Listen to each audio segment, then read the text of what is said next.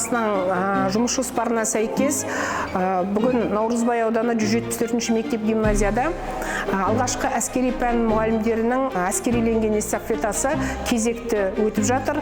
Бірақ бүгінгі эстафетаның ерекшелігі Наурызбай ауданының мектептерінің арасында ғана емес, бұл қалалық деңгейде 8 ауданның арасындағы алғашқы әскери пән мұғалімдерінің арасындағы эстафета. Ұлы Отан соғысының 80 жылдығына орайластырылып ұйымдастырылған эстафетада жалпы мақсаты ұстаздар арасындағы ұжымдастықты, ынтымақтастықты күшейту, жүлделі орын алған жеңімпаздарға ұстаз кәсіподақ ұйымының атынан бағалы сыйлықтар ұсынылды және ақшалай қаржы табысталды.